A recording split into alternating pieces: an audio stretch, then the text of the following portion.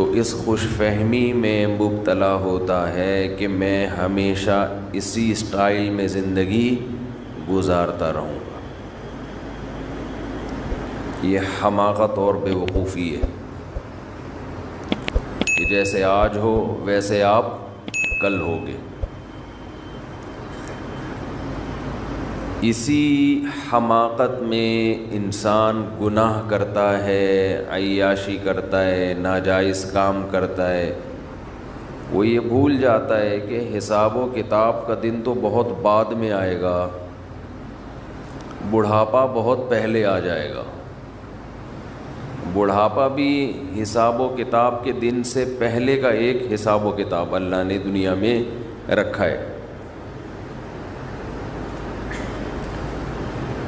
چال میں مضبوطی، انسان کی آواز میں مضبوطی، بات چیت، اور اس کے بعد ننکسہ فی الخلق. اللہ فرماتے ہیں انسان کو ہم ریورس گیئر لگا دیتے ہیں. چلو بھئی جہاں سے آئے تھے اسی حالت پہ جانا شروع.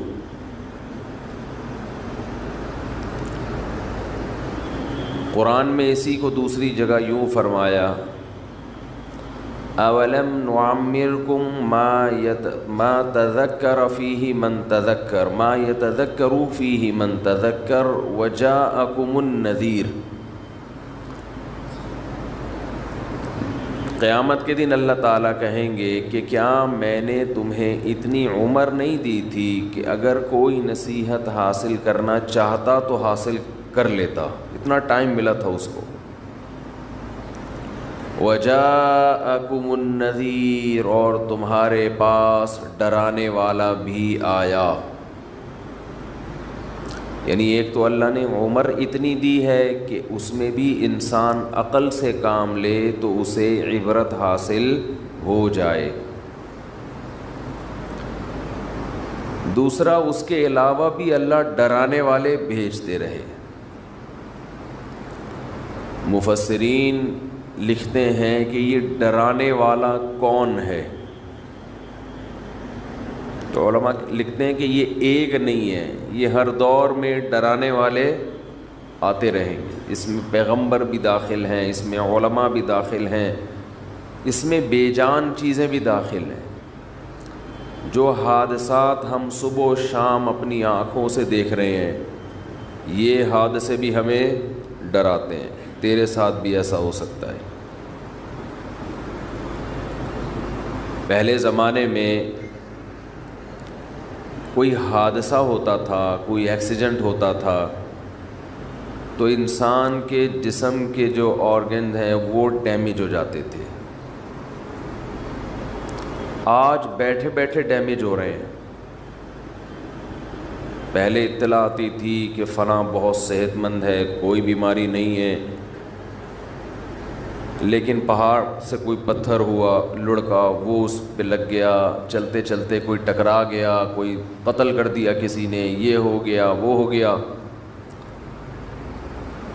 لیکن جیسے جیسے دنیا ترقی کر رہی ہے، دنیا کی بے ثباتی میں، دنیا کے غیر یقینی ہونے کی کیفیت میں کمی کے بجائے اضافہ ہو رہا ہے. ترقی کا تقاضا یہ تھا کہ موت کا امکان بڑھنے کے بجائے کم ہو جاتا، لیکن جتنی ترقی ہو رہی ہے چند بیماریاں تو ختم ہو گئیں، لیکن اس کی جگہ دوسری ایسی بیماریوں نے جنم لیا کہ وہ موت کا امکان کم ہونے کے بجائے بڑھ گیا ہے. اب ایکسیڈنٹ ہونے کے لیے گاڑی کا ٹکر مارنا ضروری؟ بولے بھائی نہیں. بیٹھے بیٹھے بندے کے گردے فیل. اطلاع آتی ہے بھی ٹھیک ٹھاک بندہ ہے جی، گردے جواب دے گئے. بیٹھے بیٹھے اطلاع آتی ہے جی ہارٹ نے کام کرنا چھوڑ دیا. کیوں چھوڑ دیا بھائی؟ بہت سی بیماریوں میں تو ڈاکٹر کو بھی ریزن پتہ نہیں ہوتی، یہ کیا ہو گیا اس کو بیٹھے بیٹھے.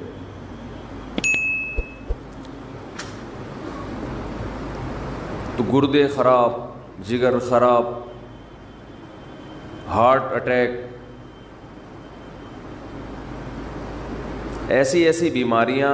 ہمارے ایک جوان دوست فٹ فاٹ، صبح اٹھے ہیں تو آدھے پیرالائز، آدھے دھڑ نے کام کرنا چھوڑ دیا.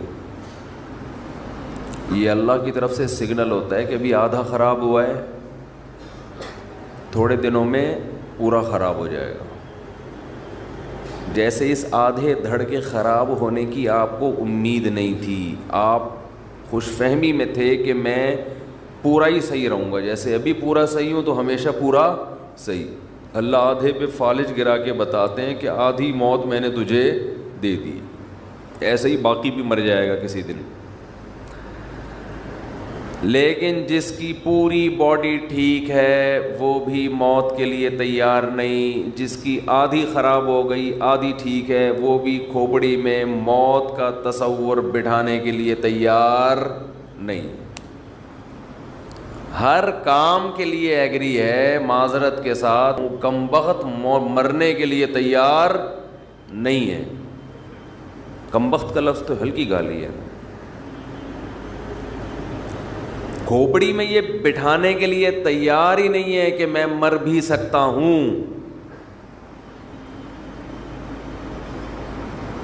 بڑھاپا ہے آگے. رسول اللہ صلی اللہ علیہ وسلم نے فرمایا جوانی کو غنیمت سمجھو، کس سے پہلے؟ بڑھاپے. یہ میں حدیث کا پہلے ترجمہ کر دیتا ہوں تاکہ پوری حدیث ایک دفعہ سامنے آ جائے. صحتک قبل سقمک، بیماری سے پہلے غنیمت سمجھو صحت کو.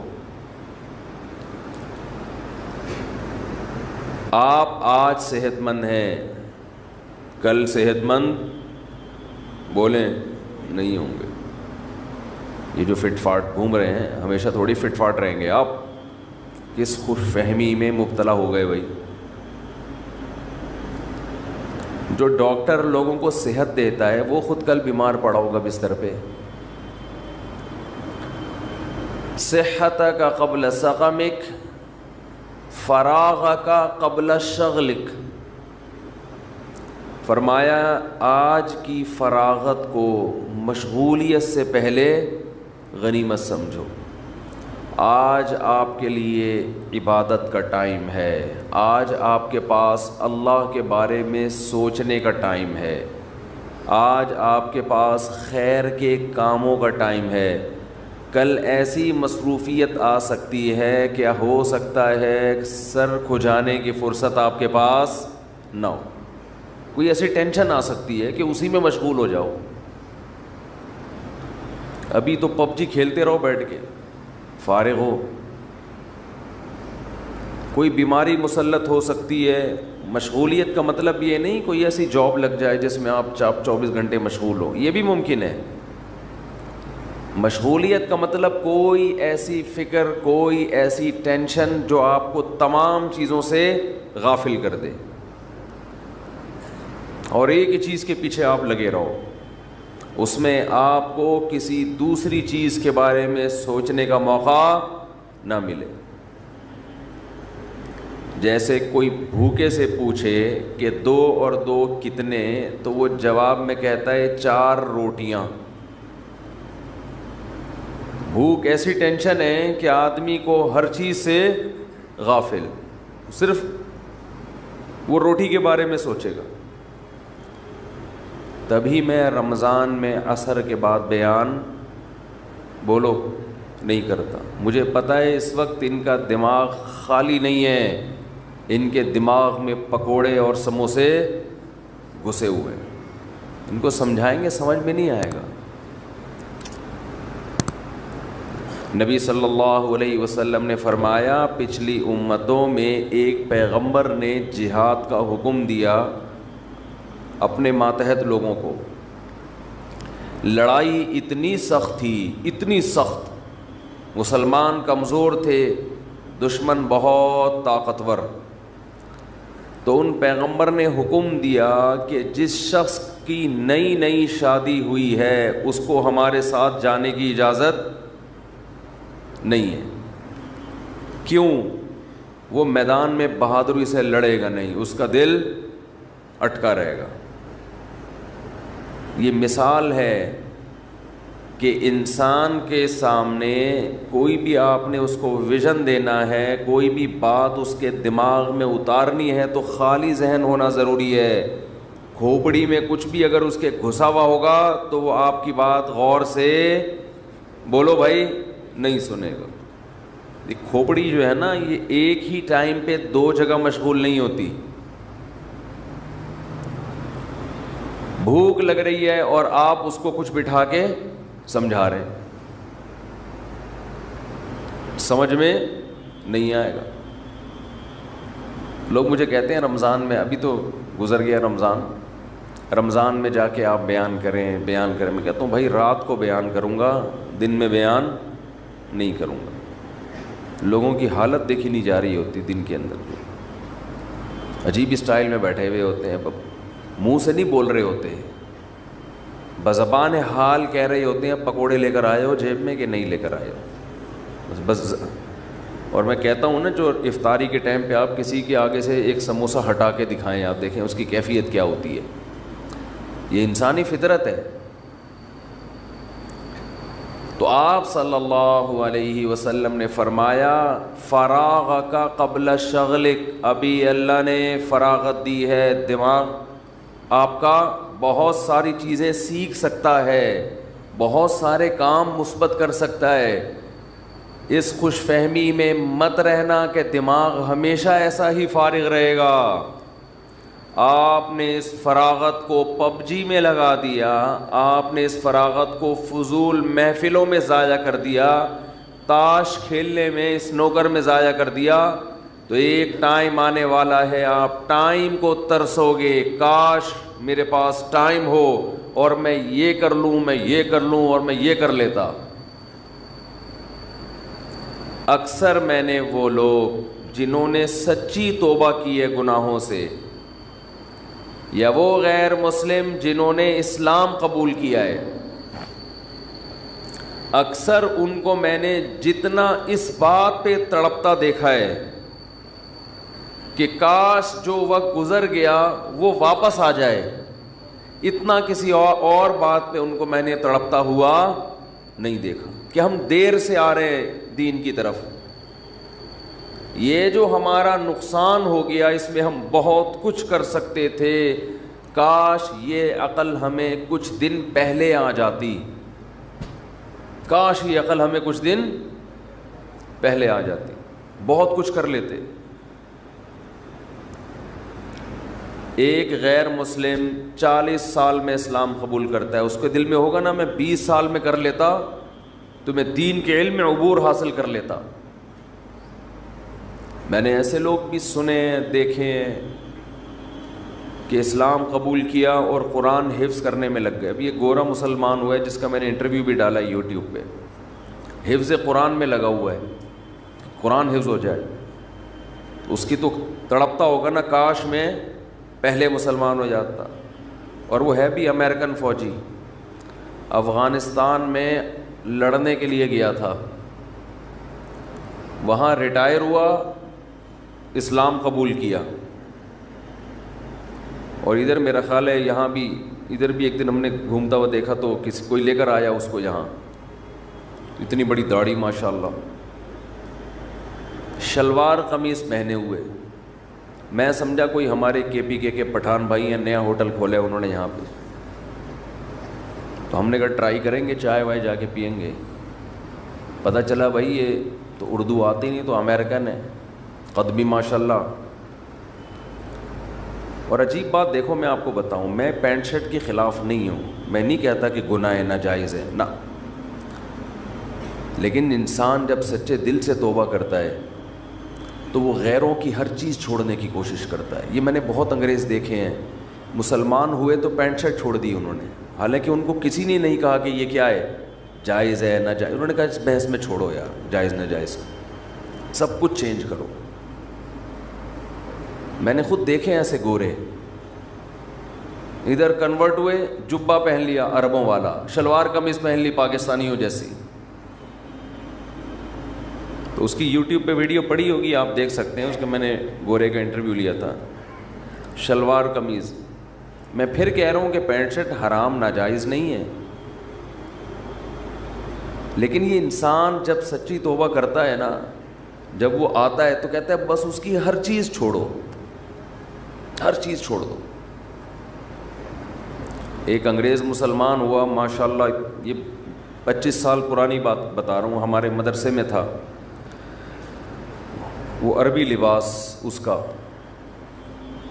اور بڑی لمبی لمبی نمازیں پڑھتا تھا. ہم اس کی نماز دیکھ کر شرمندہ ہوتے ہیں کہ یار اتنی تمیز سے نماز پڑھتا ہے. اس پر اکثر مجھے ایک واقعہ یاد آتا ہے. ایک انگریز مسلمان ہوا تو بڑی تمیز سے نماز پڑھتا تھا. اس نے کسی پاکستانی سے پوچھا یار تمہاری 2 منٹ میں نماز ختم ہو جاتی ہے. پاکستانی چپ تو رہ نہیں سکتا. پاکستانی نے کہا اصل میں ہمارے اللہ سے پرانے تعلقات ہیں, تمہارا بھی نیا نیا کنیکشن بحال ہوا ہے, تمہیں کنیکٹ ہونے میں ٹائم لگتا ہے. ہماری پرانی سروس, ادھر اللہ اوپر کا کنیکشن بحال ہو گیا, ادھر سلام پھیر کے نکل لیے. تم ابھی نئے نئے آئے ہو, بے وقوف, یعنی مطلب ہے کہ بے وقوف آدمی اتنی لمبی لمبی نمازیں پڑھ رہے ہو, اتنا ٹائم لگتا ہے تمہیں اللہ سے نمبر ڈائل کرنے میں. ہماری لائن فوراً مل جاتی ہے. تو وہ اتنی لمبی نماز, اتنی لمبی نماز. تو میں نے ایک دن اس کو بٹھا لیا, تھوڑا اس سے ماضی پوچھا, کیسے مسلمان ہوئے. یہ اس سوال کا جواب تو اس نے دے دیا کہ جی کیسے مسلمان ہوئے, اسٹڈی کی میں نے, اسلام کو پڑھا سمجھا. پھر امریکہ میں یا UK کا تھا میرا خیال ہے, کسی عالم کوئی مفتی تھے, ان کے ہاتھ پہ جا کے انہوں نے بھی تھوڑا گائیڈ کیا, اس کو مسلمان ہو گیا. تو میں نے پھر اس سے پوچھا کہ پہلے آپ کیا کرتے تھے, یعنی اسلام سے پہلے آپ کیا لائف اسٹائل تھا. ہمارے اکثر لوگ فخر سے بتانا شروع کر دیتے ہیں, ابے اسلام سے پہلے تو میں بڑا ماڈرن تھا, میں یہ کرتا تھا, میں یوں کرتا تھا, میں ایسے, اتنی لڑکیوں سے میری دوستی تھی. فوراً شروع ہو جاتے ہیں نا لوگ, میری تو اتنی گرل فرینڈز تھیں اور اتنی لڑکیاں تھیں اور ایسے نائٹ کلب, اور اتنی بوتلیں میں ایک ایک ٹائم پہ اتنے پیک پی جاتا تھا. شرابی جو ہے نا, شرابی, ان کی ٹائمنگ پیک کے حساب سے ہوتی ہے. کراچی سے حیدرآباد 3 پیک لگیں گے پہنچنے میں, ہم تو کہہ رہے ہیں 2 گھنٹے لگیں گے. ہیروئن چو کے سٹے ہوتے ہیں, ان سے پوچھو نا ہیروئن چی سے کہ کراچی سے حیدرآباد کتنی دیر کا ٹائم ہے, کہہ رہے 3 چھٹے لگتے ہیں پہنچنے میں. تو ہر آدمی اپنے حساب سے ٹائم کو ناپتا ہے. تو یہ جو تھا, اس عام طور پہ لوگوں سے پوچھا جائے تو بتاتے ہیں میں ایسے تھا, میں یوں تھا. پھر اپنی تصویریں بھی رکھی ہوئی ہوتی ہیں بعض لوگوں نے کہ دیکھو میں ایسے ڈانس کرتا تھا, یہ گرل فرینڈ تھی, یہ تھا, وہ تھا, وغیرہ وغیرہ. لیکن جب انسان سچی توبہ کرتا ہے تو اس کی یہ کنڈیشن نہیں ہوتی. گورے ہیں, گوروں میں کچھ چیزیں بڑی خاندانی ہیں, شاید 2 نمبر ہی نہیں ہے, شاید کہہ رہا ہوں 100% تو کوئی نہیں کہہ سکتا. میں نے اس سے پوچھا, میں نے کہا بھائی آپ ماضی میں کیا تھے, اس ایسے کہا, اس نے کہا ماضی میرا ختم, میں نے بھلا دیا ہے, اس پہ میں تبصرہ کرنا بھی پسند نہیں کرتا. ہمارے جیسا دیسی ہوتا تو ہم فوراً لڑکیوں کی تصویریں, یہ دیکھو یہ تھی میری گرل فرینڈ, اللہ کے لیے میں نے ان کو چھوڑا ہے. دیکھ رہے ہو یہ بوتلیں دیکھی, کبھی دیکھی ہے یہ بوتل آپ نے, خواب میں بھی دیکھی ہے یہ بوتل کبھی, آپ نے تو فیڈر دیکھا ہوگا, یہ بوتلیں پیتا تھا میں, 1 چمچہ پی کے دکھاؤ. ہم فوراً کس پہ آتے ہیں, شو بازیوں پہ. اس نے کہا بھائی ماضی کے قصے کیا تھا کیا نہیں تھا, پلٹ کیا, یو ٹرن لیا میں نے, بس ختم. دماغ سے اس کا اثر پڑتا ہے. انسان جب اپنے ماضی کے گناہوں کو یاد کرتا ہے اور وہ چھوڑ چکا ہو تو وہ اس کی مستقبل والی زندگی پہ اثر ڈالتے ہیں کہ تو یہ تھا, تو ایک اور دفعہ اگر کر لیا تو کیا ہو گیا. بھائی دماغ سے نکالو ان چیزوں کو, بس ہم نہیں تھے, ہم ہمیشہ سے ایسے ہی ہیں. پرانا زمانہ یاد آ کے ستاتا ہے انسان کو کہ میں کیسی عیاشی کرتا تھا اور کیا تھا اور کیا تھا. میں نے کہا اچھا اپنا نام تو بتا دو, پرانا نام کیا تھا؟ ہم بھی تو پاکستانی ہیں نا. میں نے کہا ٹھیک ہے نہیں بتاؤ بھائی, بالکل مجھے شوق نہیں ہے آپ کی ماضی کا. اچھا لگا اس کا یہ جواب مجھے. میں نے کہا نام بتا دو کیا تھا؟ اس نے کہا نام بھی نہیں بتاؤں گا, میں نہیں بتاؤں گا. اس نے کہا میں نہیں بتاؤں گا, مجھے نام بھی پرانا, اس کا تذکرہ بھی اچھا نہیں لگتا. کیا اسلام پہ فخر ہے. دیکھو کوئی بھنگی ہو اور 20ویں گریڈ کا آفیسر بن جائے, وہ لوگوں کو بتائے گا کہ میں پہلے بھنگی تھا؟ بولتے کیوں نہیں؟ وہ بے عزتی محسوس کرے گا. یار چھوڑو, اب اللہ نے ہمیں یہ عہدہ دے دیا ہے, ہم کیوں اپنا بتائیں کہ پہلے ہم جھاڑو لگاتے تھے, چمار تھے, ہم یہ کرتے تھے, ہم یوں کرتے تھے. اس میں عزت نہیں بے عزتی ہے. لوگ کہیں گے ابے تھا تو وہ نا, تھا تو بھنگی, تھا تو چمار, لوگ تانے دیں گے نا. نبی صلی اللہ علیہ وسلم نے فرمایا کہ اسلام کی مٹھاس وہ شخص چکھے گا, کما قال صلی اللہ علیہ وسلم, کہ اسلام کے بعد کفر میں جانا اس کو ایسا لگے جیسے آگ میں چھلانگ لانا. ایسی نفرت ہو جائے اس کو ماضی کی زندگی سے کہ اللہ نے مجھے اس برائی سے نکال لیا ہے. اس کی گورے کی یہ کیفیت تھی کہ بھئی نام بھی نہیں, کیونکہ وہ سمجھتا تھا یہ میری بے عزتی کی بات ہے. اسلام دے دیا اللہ نے, نام دے دیا محمد, یوسف, کوئی بھی, ابھی مجھے اس کا نام ذہن میں نہیں ہے کیا نام تھا. تو میں کیوں اپنے آپ کو مائیکل اور ایڈیسن اور ایرک اور وہ جو مختلف نام ہوتے ہیں, جانسن اور یہ سب کیوں بتاؤں بھائی؟ چھوڑو جو بھی تھا. یہ توبہ کی تکمیل کی علامت ہے. کیسی توبہ کی ہے؟ خاندانی, کہ اسلام پہ اتنا فخر ہے, کفر سے اتنی نفرت ہے کہ کفر کی کوئی یادگار, کوئی تختی اپنے ساتھ لگانے کے لیے تیار نہیں ہے. سمجھ میں نہیں آ رہی میرا خیال ہے بات؟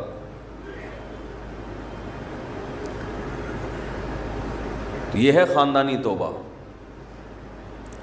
تو ہم تو پھر بھی, ہمارے ہاں لوگ جاب کے لیے اپنے نام تبدیل کر رہے ہیں. مجھے پاس تو آتے رہتے, کال سینٹر میں کال آتی ہے تو ہم بتاتے ہیں میں جانسن بات کر رہا ہوں.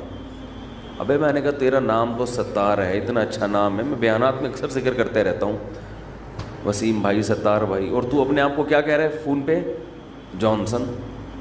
کہہ رہے نہیں, ایکچولی وہ لوکیشن چینج کرنی پڑتی ہے کہ وہ سمجھیں گے پاکستان سے بات کر رہے ہیں, تو پھر وہ ہم یہ شو کرتے ہیں جیسے میں امریکہ سے بات کروں, میں جانسن بات کر رہا ہوں. مجھے تو بڑی غیرت آتی ہے یار, تمہیں اللہ نے اسلام دیا اور تم کیا بنے ہوئے ہو؟ جانسن بنے ہوئے. ایسا رہو قبر میں فرشتہ آئے حساب و کتاب کے لیے, کیا نام ہے آپ کا؟ آپ کہیں میں ستار. آپ کہیں تو جانسن ہے, ستار نہیں ہے. تو کیا ہے؟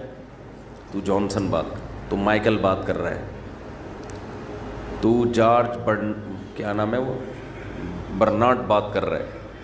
جو بھی نام ہوتے ہیں ان کے نام تو انسان کی پہچان, سب سے پہلے نام سے مذہب کا پتہ چلتا ہے. نام سے پتہ چلتا ہے اس کا مذہب کیا ہے. میں ازبکستان گیا تو وہاں ان کی زبان میں ہماری سمجھ میں ایک لفظ نہیں آتا تھا, پتہ نہیں کیا بول رہے ہوتے, تو بالکل ہی الگ زبان ہے, ایک لفظ سمجھ میں نہیں آتا. جب نام پوچھتے یوسف, عبداللہ اور عبد الرحمن, ایسا لگتا جیسے ہمارا پاکستانی ہے, نام ہمارے جیسے. پوری دنیا میں جہاں بھی جاؤ گے مسلمان کس سے پہچانا جائے گا؟ نام سے. نام شاعر میں سے آتا ہے. یہ آپ غیر مسلموں والا نہیں رکھ